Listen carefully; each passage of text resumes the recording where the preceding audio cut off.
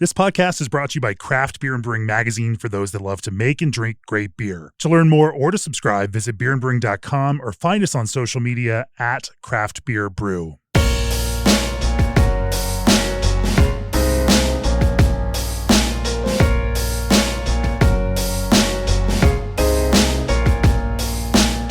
It's episode 403 of the Craft Beer and Brewing Podcast, and for this episode, I'm in Park City, Utah.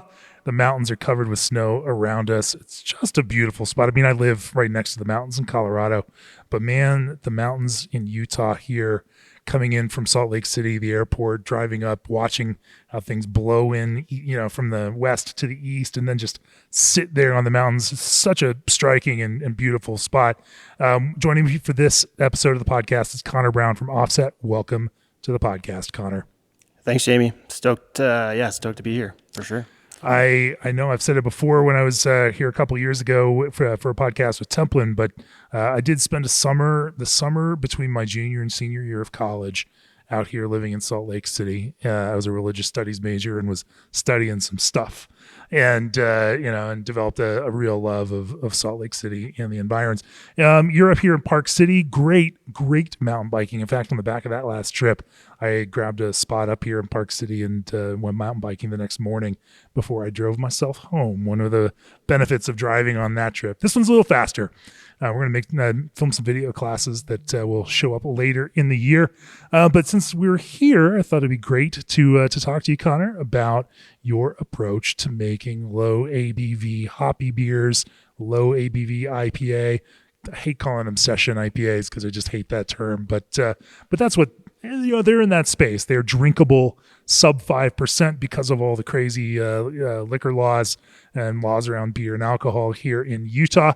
And you've developed some really interesting techniques to build body, build character, but also think about hop balance, think about fermentation, flavor, and find a way to get all of those pieces, malt, everything else to work well together in that kind of smaller scale without what we used to think of as session IPAs, these kind of unbalanced, hoppy, off on one end, kind of beers.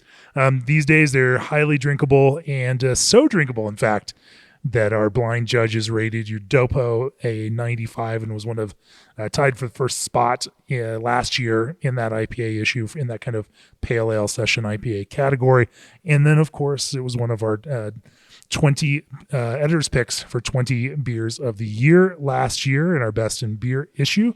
Congratulations for that. Thank you. Got a nice little trophy to go along with that. Oh yeah. Proudly displayed. And so since I'm here, I figured it'd be great to talk to you about that on the podcast. So we're going to do that. Before we do it, if you're looking for a brewery chiller that's worry-free and tough on GWP, then look no further. G&D Chiller's Elite 290 Series chiller uses propane as a natural refrigerant with extremely low global warming potential. This natural, highly efficient refrigerant with near zero GWP will help lower your facility's energy costs and impact on the environment. They're committed to a greener, more efficient future. Visit gndchillers.com to learn more. And it's time to stop worrying about diacetyl with Berkeley Yeast's line of fresh strains.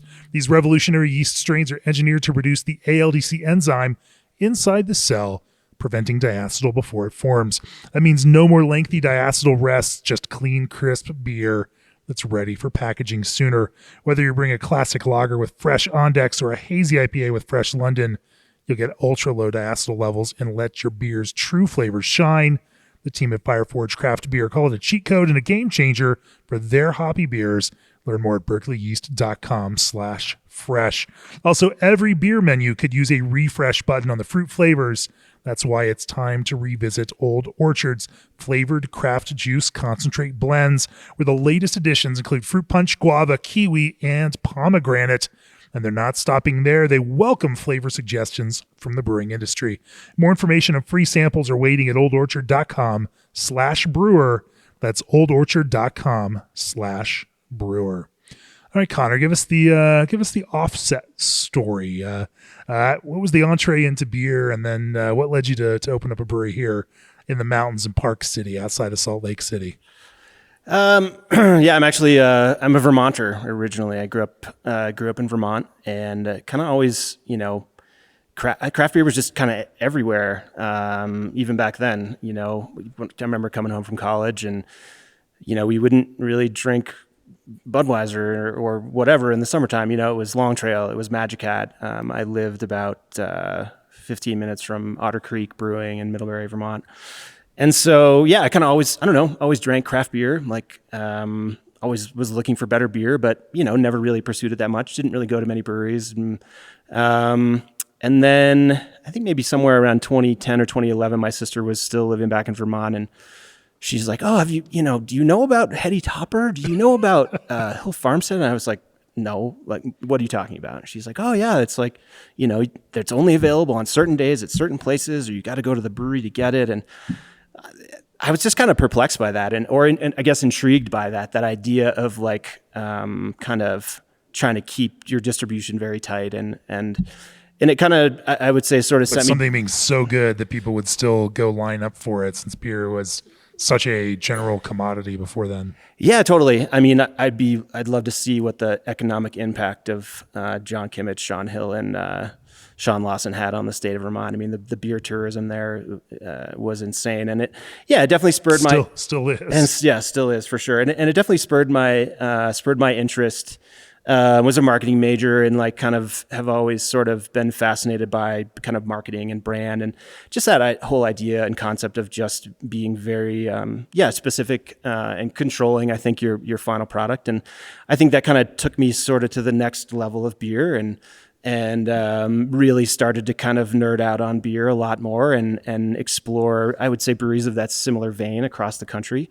And then, and everyone always used to say, "Oh, you should make your own beer, And I was like, why? I can't, there's no way I could do it as this good. I'd rather just, buy better beer." And then, I don't know, for whatever happened in 2016, started homebrewing, kind of discovered all the online forums that had all sorts of, readily available information.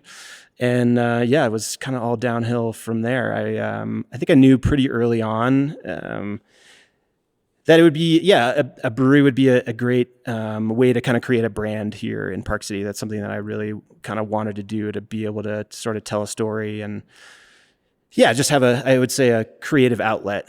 So as much as I love brewing, honestly, a lot of the interest was to actually create a brand of some sort and really kind of channel some creative energy into something like that. So I think I knew pretty early on that it would be potentially a good opportunity. I just wanted to prove to myself that I could make the beer I wanted to make at home. And I dove as deep as you can into it, and was brewing over 100 batches of beer a year. I had like 8 glycol chilled conical fermenters in my laundry room, and was took it pretty seriously. And I was fortunate. I'm a little bit older, and when I started homebrewing, I had a good job and had a little disposable income, so I could afford some of the nicer things. I was trying to really replicate, honestly, what we do at the brewery now at home, and just to see if I could make the beer that I wanted to make. And if I felt like I couldn't do it, then I wasn't gonna, do this. But after a while, kind of, felt like there was an opportunity. And this is kind of a funny story. Just as a homebrewer, I reached out to, I sent an email to literally info@cellarmakerbrewing.com with a question about Riwaka hops, because I had heard those guys talk about them, and I'd heard Sean Hill at Hill Farmstead talk about them, and I found some place in Australia where I could literally buy them as a home brewer, and was shipping, hops that I couldn't get in the U.S. across the Pacific Ocean, and I remember using them, and just sent an email, and Connor Casey from Cellar Maker replied, and we kind of started this sort of friendship, and he saw that. My signature on my email, as my other job is I still work for a ski company, and he said, "Oh, well, I see the signature. Do you work in skiing?" He's like, "I spent so much time, in Park City in my life skiing at Deer Valley," and I was like, "Yeah, I work for a ski company," and we ended up, just creating a great friendship. And I was trading him skis for some of his hand-selected Citra. And then, one day he reached out to me. That's novel. I've never heard someone trading skis for Citra. That's smart. Probably hasn't happened too many times, for sure. But and then one day he reached out to me and said, "Hey, we acquired this location. There's a small brew house and a few fermenters. would you be interested in this? I'll give you a smoking deal. You can pay me over 3 years. He's like, I know you really want to open a brewery. I'd love to drink your beer when I come to Park City. And I think that was just the kind of the kick to the shorts that I needed to really commit to it and be like, all right, this seems like a really good opportunity. So yeah, after that, started the wheels in motion, and we opened the doors in September 2021. So you have an old brew house from Cellar Maker. Yeah, an old brew house from Cellar Maker, and one of the 3 fermenters. We've gotten a few bigger ones since then, but one of the original fermenters, and then their brew house from the Cellar Maker House of Pizza. Okay. So, yeah. Well, not a bad way to start, but a small system nonetheless. Yeah, a tiny system. Technically, it's 3.5 barrels. Oh. We manage the kettle full volume is 6.2 barrels, so we managed to get about 5.5 out of it. We're fortunate here; we brew a lot of low-ABV beers, so we can brew everything high gravity and dilute. And so, yeah, we're pushing it as far as it can go, but it's also a steam system, and it has this really kind of interesting setup where we have actually like an internal calandria in the kettle, and we actually have an external calandria, which is almost sort of a little bit like a homebrew setup. So we can actually really efficiently step mash. So we step mash every beer. So even though it's a little small and a little odd, and usually people don't have a steam on a 3.5 barrel system because Right. the steam installation cost was more than the rest of it. But I knew right away that I wanted to make good beer, and I knew that steam was going to be the best way to really make what we wanted to do. And this funky little system would allow us to step mash, which is a big part of our process. So, Step mash, a big part of your process. Can't wait to talk more about that and try to unpack some of these strategies that you're using. So nowadays, with Offset, what are you most known for? What are the beers that you kind of hang your hat on? The 5% IPAs for sure. We tongue in cheek call them LIPAs. So if you come to the brewery, you look at the menu, there's an L before the IPA. And that was kind of intentional. I knew right away I didn't want to call things session IPA. For whatever reason, I think there's some negative connotations to that. Maybe people have had some, pretty kind of watery or really light ones in the past. And I wanted to just come up wildly unbalanced, like ripping hop water kind of mediocre beers that were mid 20 teens takes on quote unquote session IPA. Yeah, totally. And if you think about, IPA at that point in time, it was so much about bitterness and a little bit less about aroma and flavor. And so, those early session IPAs were interpretations of that. Obviously, IPAs come a long ways since then. And so, but it also it allows us to kind of have a conversation with the customer because, we get so many people coming in from out of town who see the menu and they're like, what is an LIPA? And it allows us to kind of tell the story a little bit of like a 5% IPA is a lie. IPA really should be 6%. But because of our incredibly interesting alcohol laws here, where everything on draft has to be 5% or less, we're sort of forced to make this. Everything has to be 5% on draft. And I wanted to purposely kind of make a product that separated itself from kind of the other products in this category that are generally found here. And so often, because a lot of them are distributed, they can only have so many hops in them. We're self-distributing, or most of the beer is available just through the tap room. So we could kind of spend a little more money, make the beer a little more expensive, and make something a little bit more impactful. And so, Dopo, as you know, did incredibly well. And then Divi, which is one of our other 5% IPAs, won GABF Gold for Session IPA. And so, that's kind of like what we sort of hang our hat on a little bit. And it's unique in the fact that most places just wouldn't make these beers because you would just make it. You'd make it 6% or you make it 6.5%, But because of our interesting alcohol laws, it's what we have to do. But actually, as someone who's a total hophead who is getting a little bit older these days, and can't really handle too many 7% beers, I love it. Actually, I love being able to have like a really nice hop saturated, lots of flavor, lots of aroma. In a 5% product that you can have a couple on a Wednesday and be totally fine. You start watching all of these things come together, and you find like my love of Czech pale lager, Světlý Ležák, coming together with this lower ABV, hop forward, kind of lean but still full IPA. And it's kind of fun to watch so many of these, things kind of come together and end up in a similar kind of place, because I think there is something just eminently drinkable about beers in that 4.5 to 5% range. And you're right, I'm getting older too, and I just love drinking those. But anyway, we'll talk more about that, and I really want to dig into how you build, that kind of body and character, because even though these are 5% IPAs, and you do use that LIPA as that beautiful marketing hook. I can't tell that you have a background in marketing for that. So conversation starters, creating some intrigue and getting people asking questions because they want to learn more about that. Smart way to go about doing that. I want to actually talk on this technical side about how you do that, especially doing that on such a small kind of scale and thinking about bringing even that higher gravity, however you do that. We'll get into that. But first, Oregon-based Indie Hops is expanding possibilities for brewers in 2025. Strata Indie's original hop release is now available in cold side flowable hop oil form. Strata Hyper Boost, in coordination with Yakima Chief Hops. Indie Hops T90 pellets established the multi-layered Strata experience, while cryogenic CGX pellets, in coordination with Crosby Hops, and now Strata Hyper Boost with YCH, expand the possibilities. Learn more about Strata and Indie's more recent hop releases at www.indiehops.com. Indie Hops, life is short. Let's make it flavorful. And upgrade your fermentation game with Unitank 2.0 from SS Brewtech, featuring a laser-welded cooling jacket for efficient and precise temperature control, an innovative silicone racking arm, and a carbonation stone that allows you to carbonate right in the fermenter. Unitank 2.0 is engineered to help you get the most out of your fermentations. Available from 7 gallons up to 1 barrel sizes, Unitank 2.0 will be right at home in your homebrew setup or producing pilot batches at your commercial brewery. Visit ssbrewtech.com to learn more.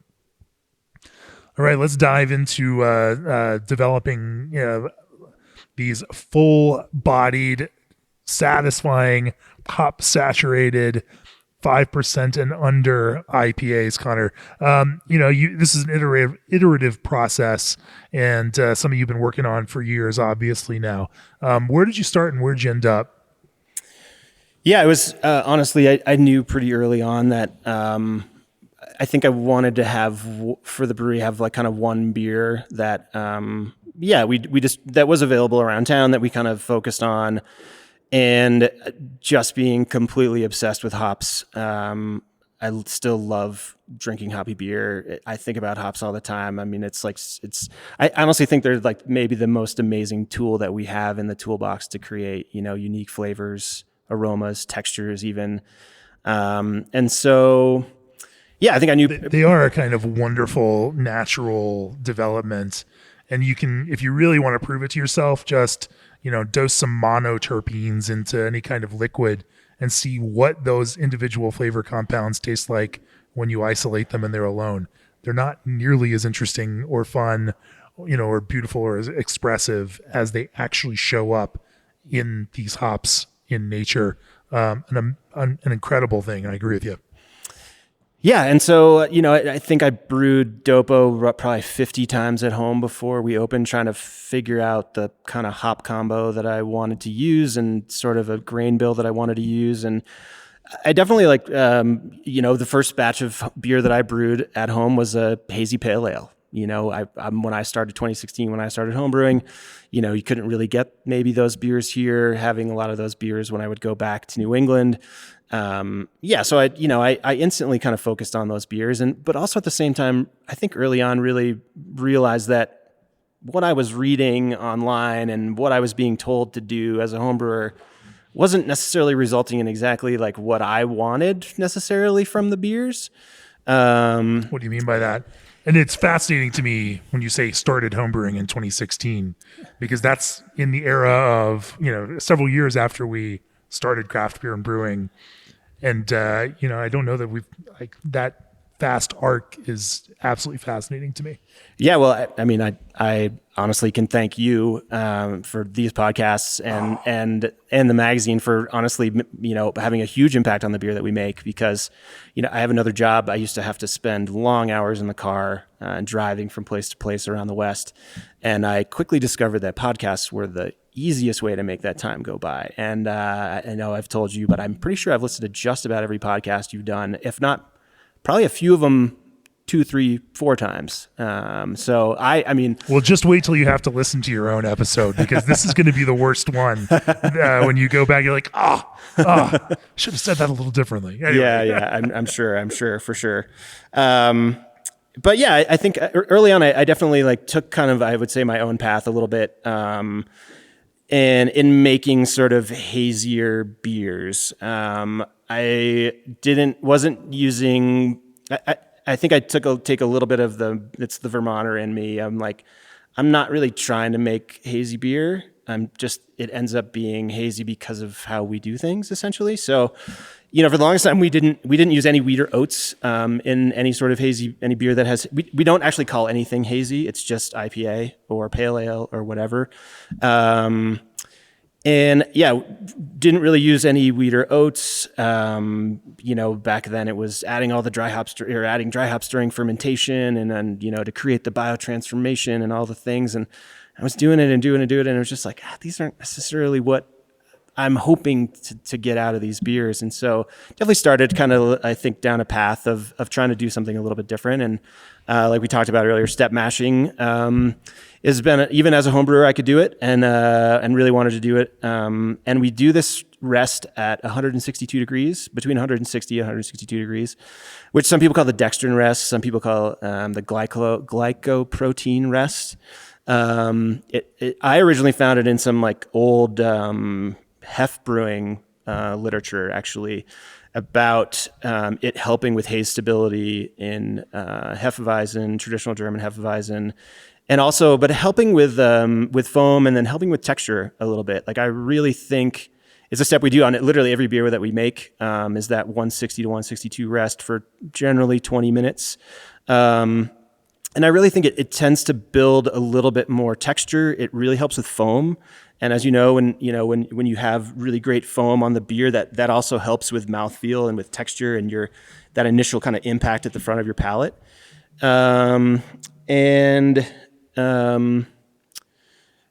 Yeah, it's I think it's a really important part of our process, and really kind of gives our beers sort of those identities, and really helps those lower ABV beers especially give them a little more oomph. Water, super important. Sure. Anything else to that? Maybe we'll talk about. We'll talk about this step mash before we jump off of the subject. Yeah. Anything else to that step mash? Any other steps or part of that process that you find help make a difference in these? I will go back to other ingredients in a second, but obviously, these five, we're having the finishing gravities aren't incredibly high by any means, but they are a little bit higher, just to give, again, the beer a little bit more body. So we're usually targeting between 3.5 and 3.7 as final gravity for these beers. So that, the first initial mash rest. And so are these IPAs then brewed as high gravity also, or just other styles? What you mentioned that in order to drive more volume off your small system, that you sometimes brew high gravity and then water back. And then we'll just generally water back to lower the. Do you do that even with IPAs? Mm-hmm. Yep. Okay. Yeah, with everything, just to be able to get as much as we can out of our system, and then we don't have to. We're still. We top up to 5.2 usually for the boil, which is a little nerve wracking because there's not a whole lot of room between the top of that and the top of the kettle. But we're just unfortunately. So when you say, I was just trying to clarify. So when you say, your Plato numbers are post watering back. Yeah. So usually target starting gravity is 13-ish, 12.9 to 13.1. And finishing is somewhere in the 3.5 to 3.8 range, essentially. Mm-hmm. I think, before we're liquoring back, essentially we're at 16 Plato, something like that. So the first mash rest, obviously if we're finishing at 3.5, the first mash rest is relatively warm. Generally 154 to 156, depending on the beer and depending on which malts we're using. And then we'll just kind of jump to 162 and then mash out. Kind of recirculating, literally trying to, again, even though these beers are technically hazy in appearance, we're not really doing anything to try and make them. I mean, we're recirculating until the wort is crystal clear, going into the kettle. Anything to the liquor to grist ratio in this one, or time, they're obviously time for the steps you mentioned. Yeah, for sure. I mean, we have been going a little bit thicker, which is helping because our yeast can get a little aggressive sometimes. So we feel like the thicker mash, like 1.2-ish sometimes. And then we will add, even though we can technically recirculate through this external calandria that we have to step mash, we actually, because we're doing our mash tun is so filled, we're actually having to also add some boiling water to kind of get to the next step as well. So if we're doing smaller batches, it's a little bit easier to do it without the water infusions, but because we're just trying to max out the system so much, we have to end up using some water infusions. But yeah, then we're recirculating until it's crystal clear and then sending it in. But yeah, I mean, I think water too is always been super, super, super important. I never brewed a beer at home without RO water, never brewed a beer at home without a pH meter, built every one of my water profiles. We're really meticulous about pH, really meticulous about water. And the water here in Park City is horrendous for making beer. Really? Yeah, we're talking like 1,500 TDS. What? I think the lowest, it pulls from like 8 different sources. Because you would think, in Colorado, we're not very far away from you. Yep. And we have beautiful water because it's surface water, reservoir water. And, so how does this happen? It's a mining town. Oh. Yeah. So yeah, there's just it's hard. Okay. Tons of alkalinity. It's just, darker beers, yes, but I mean, to make pale, especially low-ABV beers, it's really difficult. So yeah, we have a full RO system at the brewery. So use 100% RO and then just build back our water Strip profiles. it all the way down and then build it back up. Yep, exactly. When you build it back up, for a hazy IPA, or I guess we shouldn't call it hazy IPA. We should just call it a LIPA. What do you focus on water-wise? It's funny. We've done a little bit of a 180 in the last probably like 6 months. I kind of looked at it, again, when I was homebrewing, I was always sending beers into like ward labs to have like a final analysis of the beer, like a mineral analysis of the beer. Obviously, malt contributes a ton to that. There is some great information out there where you can kind of find mineral levels that generally, like say a 10 or 12 Plato wort would contribute to a beer, and you could sort of back calculate a little bit from that. But if you think about it, like if you're trying to, you're brewing a 6.5-7% beer, the malt itself is contributing a ton of ions, into the beer itself. And so obviously we're starting with much lower gravity. So if we're trying to make something that, again, drinks a little bit bigger, my whole premise was, well, we should just be adding more ions because, that's what a bigger beer would have. There'd be more ion content in the water. And so, yeah, the waters, usually calcium targets are 100 to 125, sometimes as much as 150. Calcium, this is the second week in a row that we've been talking about calcium and the importance of it. Yeah, no, it's obviously for yeast health sure. But it also, obviously with calcium comes the other ions. We used to be a lot more chloride heavy. We've switched to be a little bit more sulfate heavy. But also I'm a big believer in sodium as well, especially for lower ABV beers. I think we don't really push it too far. I think Target is generally... you're here right outside of Salt Lake City, so... yeah, funny how that works. Guess it makes it local, right? Yeah, and actually, I think the water in Salt Lake does have actually a little bit more sodium in it, but we're generally targeting like 50 to 70 ppm on the sodium side of things. Obviously, chloride comes along with that as well, but I think it does give the beer a little bit more fullness to the palate, a little bit more heft. And again, something I kind of did early on and we've literally do for not every beer, but for a lot of the beers, especially the IPAs that we make that are 5%. But yeah, we tend to be a little bit more sulfate heavy now. Why the change? I think, for for me, always the best resources for water were Greg Noonan's books, especially the second one, the New Brewing Lager Beer. And he always said something, and I remember like, especially around like it's so polarizing. Yeah, the water. I love talking to American brewers now. Like, oh, Greg Noonan's book, it was great, and yet, totally. But for me, that was the best. Like, I literally, there's a challenge of all educational resources, right? The danger is that they then create a monoculture, based on those resources, and so what he's saying isn't incorrect. It's just that there's also other ways that create character difference. Yeah, for sure. But I read the water book before I even homebrewed a beer. I've probably read it, I don't know how many times. That's properly nerdy. Very nerdy, for sure. But I knew it was really, really, really important. Obviously, 95% of the ingredients, like, it's incredibly important. And so, but his reading his philosophy a little bit on water and on a little bit on palate as well, but like texture components of water was really eye-opening. And I definitely remember around like 2017, 2018, there was all these New England IPAs, hazy IPAs that were just like so chalky, that had just so much of that like chalky residual, especially at the back of the palate. And, I learned that, and again, reading Noonan's book, is that's oftentimes as a result of, chloride in combination with lots of calcium.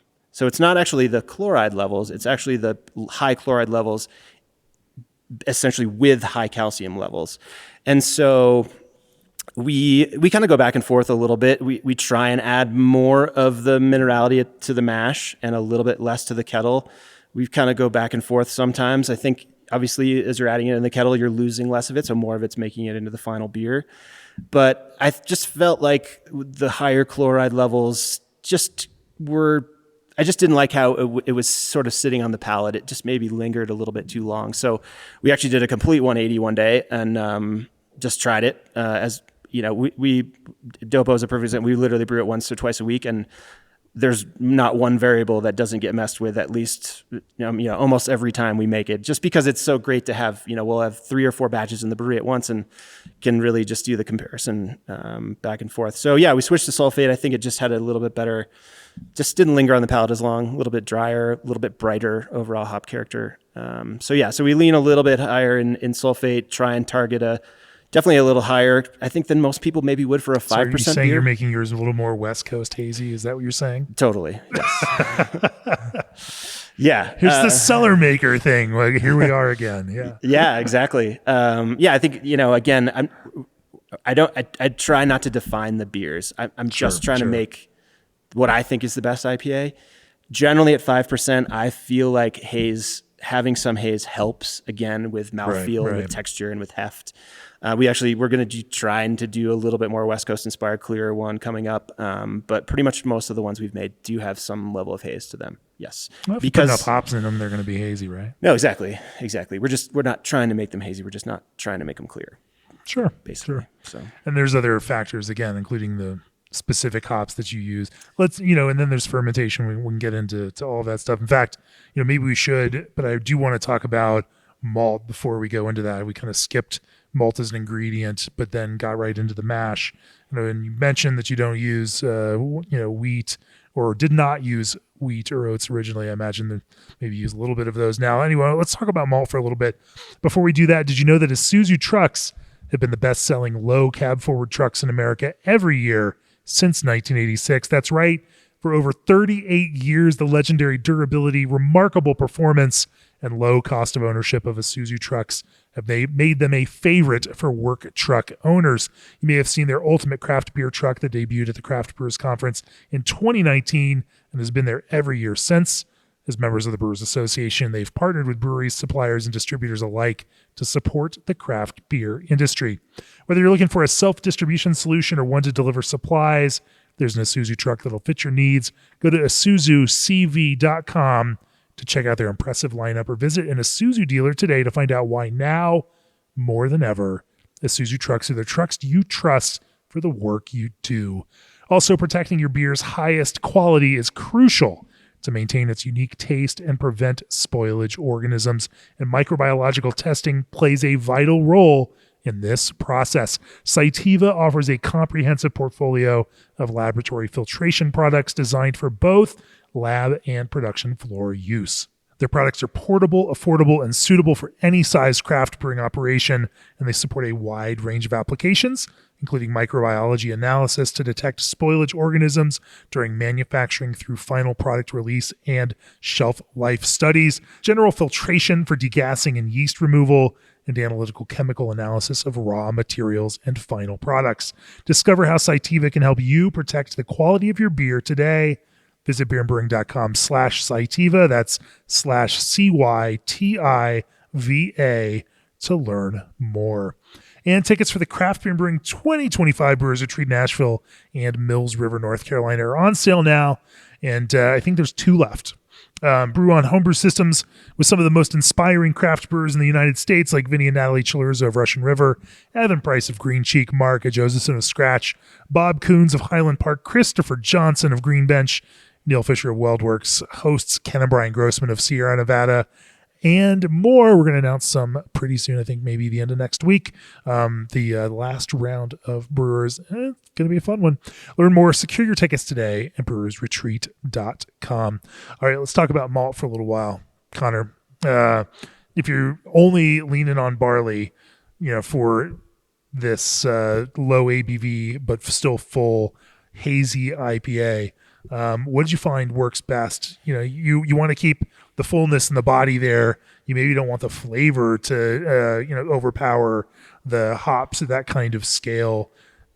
How do you find those kinds of balances? Yeah, originally it started. We used to use a fair amount of carafoam from Vireman. So yeah, mostly all the grain bills were 100% barley. Got to a point where as you always want to revisit things that you think but you don't. Plus, you're a brewer. You like to experiment, try new things, all the things. Exactly. And I just felt like at that high level of carafoam maybe was contributing a little bit of a flavor that I didn't necessarily like after brewing those same beers over and over again. And so ended up taking that out. And we do add, we try to change it depending on the beer. Like one will have maybe, and it's not even very much, it's maybe like 6% chit malt. One will be 6% malted wheat. One will be you're doing chit malts. You're rocking the Fiden strategy on that. Yeah, for sure. I mean, I think it definitely it's also a foam contributor, and sure. We did some with oats, although I'm just not a big oats fan. They're just sort of a pain in the ass to use. So it's either like sort of chit. We're gonna actually do some experimentation with rye actually going forward a little bit more too. So, but it's not a huge percentage. We're talking like 6 to 8% of the grain bill. We're generally using. We really focus on try to find the lowest fan North American pilsner malt that we can.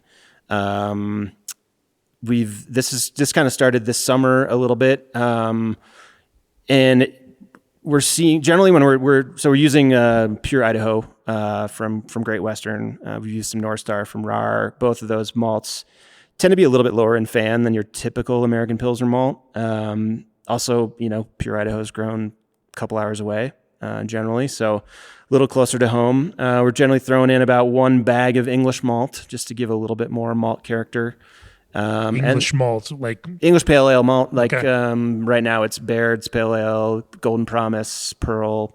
It kind of goes back and forth depending on the beer, but just to give it a little bit more color and just a little bit more flavor. Again, with these 5% beers, I think you need a little bit more character to support the hops again, and to give it a little bit more texture and feeling.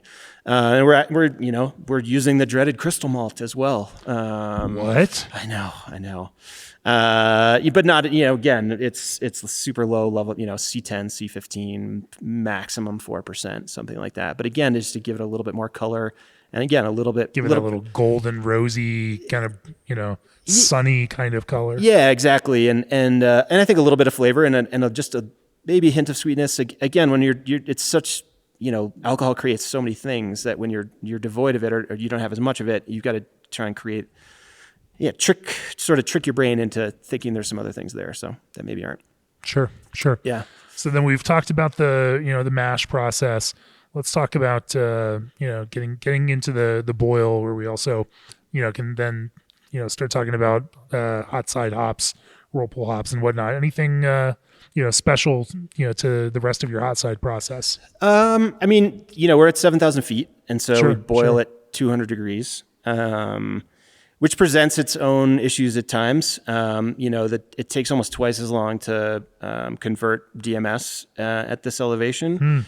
And so, like for traditional European Pilsner, we really have to boil for 2 hours just to get rid of DMS because we're boiling at such a low temperature. And I'm a big fan. Well, at the same time, it's a pretty dry environment, and so your boil off rates have to be rather good. Mm-hmm. Yeah, definitely. But it's often so much of it, it's just a time equation. I think the half-life of the DMS precursor is 35 minutes at 212 and it's 70 minutes at 200. And it's just a time-based, equation. Sure. Time and pH based equation. So, so we have to boil a little bit longer. I mean, every beer, nothing is less than 90. A lot of them are 2 hours, which is not awesome. It makes for a little longer day for sure. But I'm a big fan of boiling, especially those days when you have to do 2 turns on your small system to try to, keep the beer flowing for all of your accounts in this prime winter time. Yeah, totally. And when you're trying to step mash everything as well, and so they're long days, definitely. Definitely doing it the hard way. Yeah, for sure. But I'm committed to it. I think it makes better beer, so that's the goal, is to make the best beer we possibly can. And so long ass boils, and I'm a big fan of boiling hops. I know that, the last podcast you kind of talked about, those guys were hinting at it a little bit, and how, again, that's kind of like maybe a little bit anti what's been going on, especially with a hazy beer. But again, I'm a firm believer in boiling green matter. I think it actually, again, helps with texture. It helps with bitterness. It's actually something we're really focused on right now, is really actually addressing the beginning of the boil a little bit more, and like what we're using at the beginning of the boil to create bitterness and how that impacts the final beer. But I was always, this, again, something, I made some of the early beers that were, just whirlpool, just dry hopped. And I just didn't like the character necessarily. And I felt like they just maybe fell off a little bit faster, or they didn't have like the kind of depth and complexity. And so, very early on. Yeah, well, I think, as we have been hearing more brewers talk about that kind of longevity to hop character through some of that cooking process. Right. You've been to the Czech Republic. I mean, such an eye-opening beer for me was at the end of the Pilsner Urquell tour, drinking the beer at the end of the tour there, and how much hop character that beer has before it's pasteurized and all the other things. And that, the last hop addition in that beer is 40 minutes from the end of the boil, 30 minutes from the end of the boil, something like that. And again, that was like just really eye-opening to like, wow, there's a lot going on here.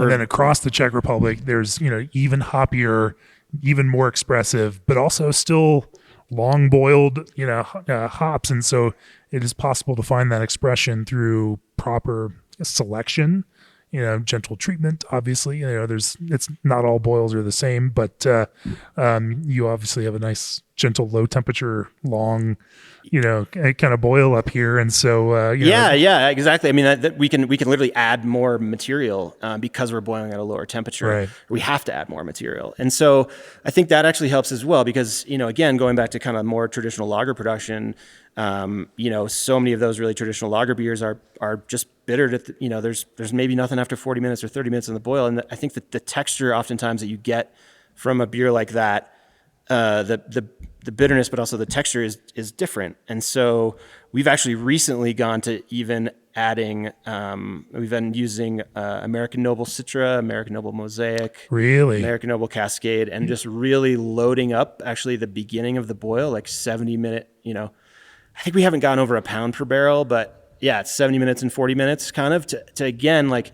just trying to create texture and create, were there some issues with supply around those? I thought they were having some challenges, like the demand wasn't exactly. Yeah, originally I think they came out in 2017. I think I first used them as a home brewer back in 2017 or 2018. But they've kind of recommitted to making more of them now. Good. It's a byproduct of cryo production. Yeah. But again, I'm still not 100% sold on it, but I'm really kind of liking the results. But that's really sort of the variable we're focusing on now. Is some will be, bittered with, say, flex or some sort of CO2 product. Some will be bittered with maybe a high alpha hop, and then these other ones recently that we've been doing with it ends up being 5% alpha citra, kind of 5% alpha mosaic, and just adding a lot of it at the beginning of the boil. And I imagine that also, contributes, to this, because there's lots of other things that come in those hops, especially in that green matter. And, obviously you also are going to want to need a more delicate process later on to make sure you're not getting, just excessively rough polyphenol character given all of this green matter. But it also, has, potential bodybuilding elements to all of that too. Yeah. It's been an interesting kind of process. We actually have a lager out right now we call New World Pils. That's literally just American Noble Citra at 70 and 40 in the boil, and that's it. And it's shocking actually how much comes through in the final beer. Huh. So yeah, it's I don't know, it's something we're exploring, but again, just really just trying to dive into the textural element and trying to make things just kind of drink a little bit bigger than their ABV. But for sure. So just how much do you push to the front end of these long ass boils in order to, you say you like a good hop, cooked hop character as a part of the overall hop character. Obviously that's not all of it. Mm-hmm. But so what does that typically look like, in some of your, more prominent hazy IPAs or LIPAs? Eventually I'm going to stop calling them hazy IPA, just call them LIPA. Totally fine. Lately it's been, somewhere around a pound per barrel divided between 70 and 40 minutes with those American Noble hops. Usually that's targeting roughly 16 theoretical BUs at the 70-minute edition, and then an additional maybe 12 at the 40-minute edition, kind of. Then there's generally always a 10-minute edition of some sort, and then a whirlpool edition. We are always cool pooling, so to speak. We're you're cool boiling also, but then you're cool pooling too. Yeah, totally. So we're targeting. You don't have to drop it down that much when you're only at 200 to start. True. But again, doing everything high gravity, it's an easy way to drop the temperature, sure. And we're just trying to get it again. Just always being concerned about DMS, especially using Pilsner malt. Just trying to get it below 185 degrees. Generally 180 is sort of what we shoot for. And then, roughly 3/4 of a pound to a pound per barrel. Again, we go back and forth. It's constantly changing. Used to be just T90, then it would be T90 and cryo, then it was incognito. And T90, lately it's been incognito and cryo. Again, just to try and maximize the yield amount we can get out of the kettle. Sure. And I'll come back and we can talk about hop varieties. But I want to keep following the process through here. And so then you get into fermentation. Mm-hmm. Yeah, we I mentioned the low fan Pilsner malts. Right. We found that kind of sort of a happy accident. We actually made a batch with all of Golden Promise just because we had some laying around and we wanted to see what it was like. Golden Promise notoriously, especially the Stimson stuff, is lower in fan for sure, as most English malts are. And not notoriously, beneficially. Yeah, exactly.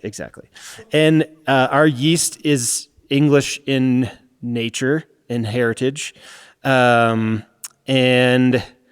we noticed that we got a bigger pH. That's so cagey. So it's actually a yeast that I discovered as a home brewer, that I started harvesting from commercial beer, and I knew this yeast was not available to me through any specific yeast bank or whatever. So and I would use it. I would take it to 10, 11, 12 generations as a home brewer. When I wasn't counting yeast, I was, so I knew that it was pretty hardy, and it generally did this, the same thing. And I actually, met somebody online who worked at a lab who did a DNA analysis for me and compared it to some other stuff. And, I ended up, we used something different to begin with. And then I was like, man, I really want to go back to this. It's what I brewed so many beers with. And I'm pretty sure I found what was, I thought, a first generation beer essentially with that yeast in it. And harvested it, and then we have it banked at BSI, and that's what we use. And it's honestly like probably the best commercial yeast that we've used. It does the same thing every single time. It's super hardy. It flocks. So it's not a commercial strain, or if it is, it's a brewery's strain that you're also using. Yeah, exactly. But we love it. From a production, cool. A production brewing standpoint, it's amazing. It produces so much yeast. We've taken it to as many as 20 generations. Wow. It does literally the exact same thing every time. It flocks like crazy. It's really easy to work with. So, but we found with the lower fan malts, we found we get a bigger pH drop during fermentation and actually less of a rise at the end of fermentation. Whereas with the higher fan malts, we wouldn't see quite as big a pH drop, and then we would actually see a larger increase at the end of fermentation. And so we're actually able to, we're targeting just under 4.2 before we're adding dry hops. And I found that I just like the character a little bit better. I feel like, in theory at higher pHs, you should get more extraction, but I found that I just liked the extraction a little bit better at lower pHs. I feel like it was a more fruit forward extraction from the hops. And so that's kind of where we sort of went down that path of just trying to find, ideally I would use Golden Promise if it was a little less expensive. Trying to find a little bit more affordable, American Pilsner malt, base malt, it ends up having a fan content that's a little bit lower. So yeah, we've noticed that. And I think it's you end up with a little lower final pH as well, which, for stability, obviously our beers don't last for all that long, but don't travel all that far. But, I think anything you can do, to ensure quality is a good thing. Yeah. These tanks are pretty small. And so in terms of dry hopping and process around that, recircing isn't really something you have to worry that much about. No. And I'm always worried. But yield is something you need to worry about. When you are dry hopping, are you using, some flowable products or something to help boost that? We are. We've tried a lot of that for sure, just to try and maximize yields. Although I don't end up liking the results as much, even though we do get better yield. Right. The beer itself, T90 pellets, they just add a little bit more texture. That's what we're going for so much in these beers. And so, we're usually, we're pitching in at 64, fermenting at 66 on day. They're usually almost done on day 3. If it depends on the beer with these 5% IPAs, since again we have to be very cognizant of final gravity. We can't have hop creep take over and it, drop a full Play-Doh. Right. So we do cool to 58 and then harvest yeast and then dry hop. We are dry hopping. These beers are 2.5 pounds per barrel. We are dry hopping 58. We generally add them at the end of the day, leave the blow off open, although I guess that probably doesn't even matter. Get up the next morning, come in, rouse, and then give it one more day and then drop the hops out and start cooling and carbonating. It's, again, kind of going back to pH, was always this very cognizant of pH, and, we have a lot of very specific targets, through the mash, through the lauter, different stages of the boil, knockout. We always have a target pH after, the next day after we pitch yeast, and a target pH that we're dry hopping at. And then also, pH is another great tool for actually telling if the hops are even in the beer. You'll see, as we always talk about, or I'm sure you've heard people talk about, generally there's a pound per barrel to pH increase. And we, you'll come in the next day and we rouse because all those hops are just sitting at the top of the beer, and you can tell because the pH is maybe gone up a little bit, but it hasn't gone up very much. Right. Literally, as soon as you rouse the beer, the pH goes right up, and so it's a great way to tell. Yes, now obviously you take the sample and you can tell as well. Sure. But yeah, that's generally the process because again we can't really deal with hop creep. Don't have the time. It's like your iodine test just for hop extraction in the dry hop. Yeah, exactly. And like I said, these extract. We've done everything from we've done the incognito in the fermenter. But again, we're having to reuse yeast so much and being a little cognizant that we don't do that as much as maybe I would like to. But we've done. What did you not like about some of the flowable stuff when you've used it versus pellets?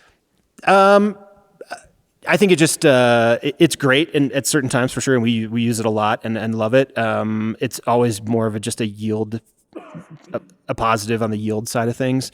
Sure. I don't think it quite adds the texture that pellets do for sure. Yeah. And again, when texture is so important in these things, especially in this scale of beer. Yeah, in this style of beer. So we have gone. There's a little bit more cryo, I think, now than we used to use. As long as we can find a lot of cryo that we really like. We have some Nelson cryo right now that I really like that I think is really nice. But for the most part, it's generally T90. 2.5 pounds per barrel generally. Yep. Yeah, interesting. And it's so interesting to watch how this hop strategy is putting all of this texture from hops into it at every single stage here in the texture, whether it's hot side American Noble or whether it's, pellets now in the dry hop, you're absolutely leaning into that textural impact of the hops as we talked about there. So really fascinating to see that. And maybe we should talk about, some of the hop varieties, because there are certain hop varieties that are more haze positive than others, and certainly hop varieties that not just thinking about them in terms of flavor and aroma, the way that those things blend, also thinking about them in terms of the physical attributes that they contribute to the beer. How do you think about the hops that you select in that kind of context? And when I say select, I mean choose, because we did get to do a little bit of selection this year. But yeah, I mean, Southern Hemisphere hops, obviously it's well known for being incredibly haze positive, very polyphenol heavy. Right. Pretty much every hoppy beer we make has some hops from New Zealand in it. Again, New Zealand hops were kind of almost the impetus, or one of the kind of foundations of this brewery. And so, I think they definitely contribute to the haze. Galaxy. Now the Galaxy is maybe kind of coming around again, and we have some really. Wait, did Connor Casey say that that's okay to use Galaxy again? Funny story there too, but maybe for another time. But they definitely contribute. Dopo is essentially Nelson. One of these days I'm gonna go down to Australia and loop the HPA guys in and try to get them on record in a conversation around this. It's been one of my goals over the last couple of years. It will happen. Yeah, I mean we have 3 different lots of Galaxy right now that are really, really good. Really? Yeah. All right. Yeah, that we love. They're great. We got some. We're going to brew a single hop pale ale with some Australian Cascade next week, which not many people have used. So looking forward to using that. But so Dopo is pretty much Nelson Mosaic. And then the third hop kind of always sort of changes depending on what we're feeling that day. If we have some open bags, small brewery trying to be cognizant of our costs and whatnot, not have things go to waste. But oftentimes it's just a little bit more Mosaic or a little more Nelson. It's used to be Simcoe, but it's 10-15% of the whole hop bill. So I can tell the difference, but probably not that many people probably can. Interesting. So there's some flexibility within the brand. Yeah, I think so. I mean, I think that's again just being creative and just trying to keep ourselves stimulated, just brewing the same thing over and over again. Like what variable can we change this time and what impact is it going to have? And just keeps the gears spinning a little bit and keeps things interesting. And yeah. Well, that's an interesting segue. I want to kind of zoom out and, and wrap up here on a kind of bigger, question. And that is, what are some of the things that are influencing your brewing the most these days? Are there 2 or 3 things that have been kind of, driving intrigue or, pushing your own experimentation, or things that have got you thinking and going down, some brewing rabbit holes? Where is your R&D going right now? And what, in a bigger, broader sense, and it doesn't just have to relate to, these small sub 5% IPAs. What's stimulating you right now, creatively, technically? Hops. I mean, honestly, for the most part, that's I've kind of always been obsessed, and whether it be pilsner or drinking a little table beer here, or Yeah, or IPA or That table beer that I just drank was rather interesting. I loved how you described it as a mashup of Taurus Bulba and Tipo Pills and Spotted Cow. Spotted Cow. Yeah. But yeah, I mean, I honestly, like I said earlier, I think hops are the coolest tool we have in the toolbox, and it's amazing. Obviously all the new varieties that are coming out. We actually the beer you're drinking now is Glossy. That actually has some Tangier in it. We were I think there was 500 pounds of it last year. I managed to talk my way into 11 pounds of it. And we were I tried to get a lot more, and we were only able to get one box this year. But that hop was really eye opening. A lot of the stuff from Siegel has been really eye opening lately. We're using a bunch of hops from Garston hops in New Zealand, so the furthest south hop farm in the world. Okay. It's like 600 miles further south than the typical hop growing region in New Zealand. Okay. I think that they're almost like Nelson Lakes, or is that further south? Oh, way further south. Okay. Yeah, way further south. And it's what they're growing there, almost, even though it says Nelson or it says Motueka on the bag, it's almost a completely different hop. It's pretty crazy. Interesting. Yeah. What about those is, how would you describe them sensorially versus some of the grown in the Nelson region, Nelson or Motueka? Yeah, I mean, I think I love both. We have a bunch of hops from Freestyle, from Nelson Lakes, and from, a little further north. Great stuff from NZ Hops. But yeah, they just present a little differently. At least in my opinion, they've been a little less, some people say diesel, I like to say gasberry, some, that like kind of,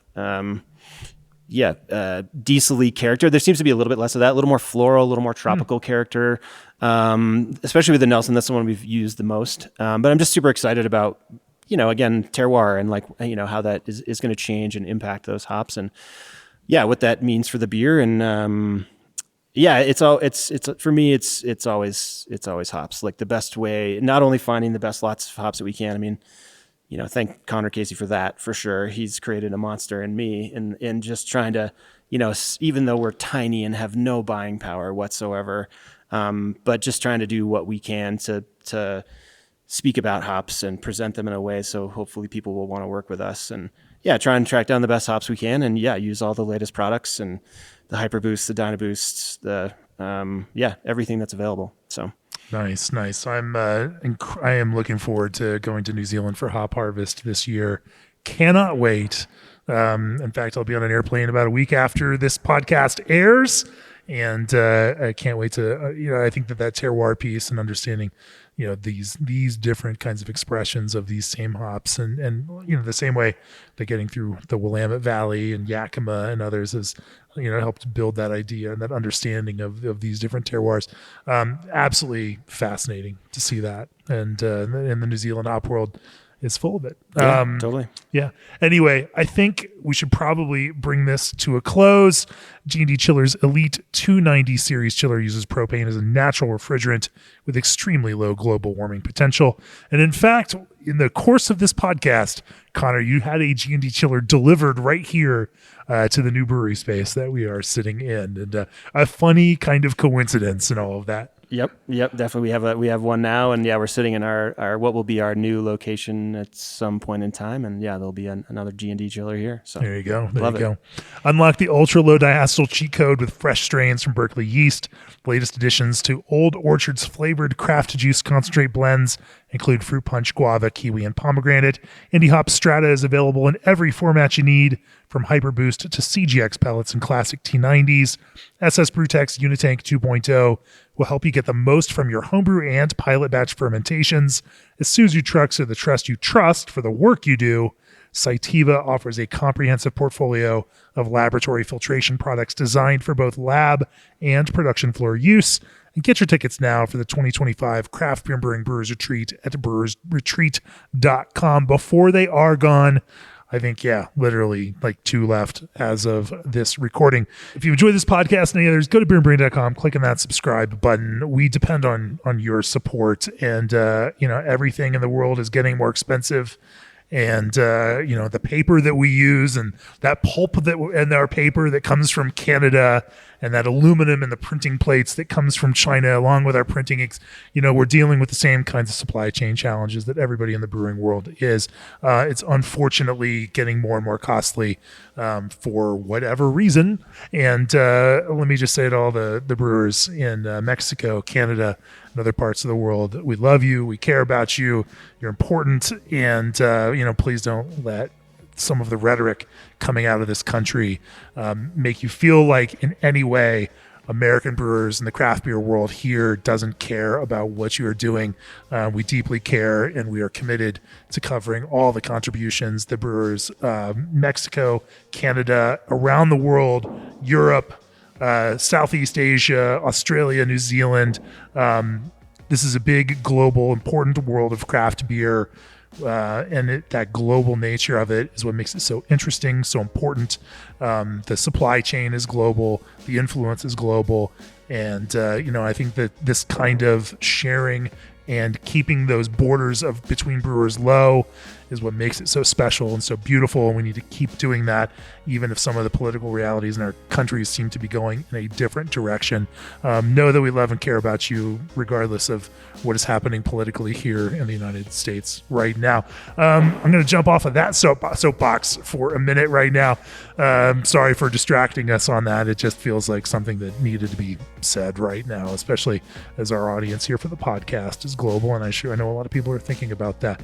Just know that we are globally minded, globally focused, and we'll continue to bring you all of the best brewing inspiration, not just from the United States, but from around the world, to the best of our abilities as a small business here. And your support matters a lot to us in that. Conor, if people want to learn more about Offset, the beer that you make, and either or come try it here in person in Park City, where do they find you? Yeah, you pretty much have to come here to Park City to try. There's a few locations in Salt Lake that have it, but Instagram is generally the most up-to-date, best representation of our brand. It's Offset Beer, and that's beer with an I, B-I-E-R, and then, offsetbeer.com. And if you happen to be going to the Firestone Walker Invitational this year, you can stop by and try some. Yeah, please do. An unbelievable opportunity for us that I honestly, I still don't believe that, we have the ability to pour our beer there next to some of the people that obviously were incredibly influential in how I think about beer, speak about beer, make beer. So please do swing by, say hello. GABF Gold, Craft and Brewing Beer of the Year. You're not doing too badly out here in Park City. Beautiful place, beautiful beers. Appreciate your perspective on brewing. Cool. Cheers. Thanks, Jamie. Appreciate it.